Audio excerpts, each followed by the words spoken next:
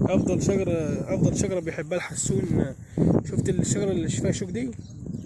افضل شجره يحبها الحسون. طبعا ما تعرفش يعني ايه حسون اصلا.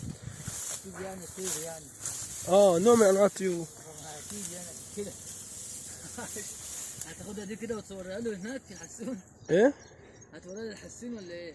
مش هنرى الحسون ده، هو بقى بيقف على دي بقى ياكل بيبقى فيها نباتة كده عاملة زي زي حبة الفلارس. لا كبيرة عاملة زي ناعمة كده بيضة. مش على البياض، مش على البياض. اللي جواها كمان؟ تعال صورني كده. يا عم تعال برضه. لا بس يدور احمد درس سجلتي. بس شوف هنا بقى. انا عايز ابينها بس في الفيديو كده قطعة واحدة ابينها. هات من تحت كده من هنا. دي طبعا الغلة اهيت. الغله، وادي الشجره دي اكبر، يعني شجره كبيره بنفس الحجم ده كده.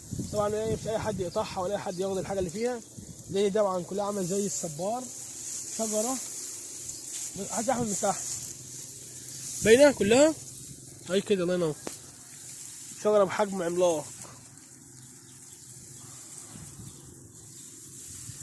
استغل الفرصه وناخد لقطه كده ناخد لقطه الكاميرا وهي شغاله زي ما هو كده.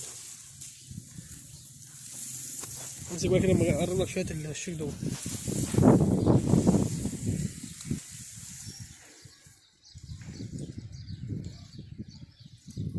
زي الشجره يعشقها الحسون.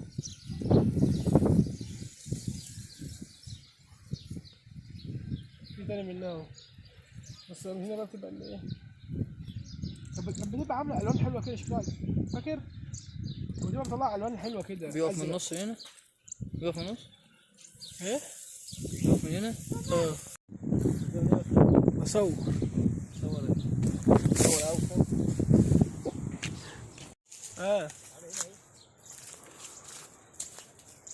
اللي فوق ده عش تقريبا. في حته حلوه تصور فيها ماما لسه طالعه. خلاص ترزع انت فيها تصور فيها. اطلع. لو ربنا صلح الحال يعني واشتريناه ممكن نردم القنايه دي لحد البيت. فاكر؟ كنا قاعدين هنا ويا يالا. الصورة دي معاك ولا راحت فين؟ انا فاكر اللي كان فيها كنا احنا لابسين ترنجات.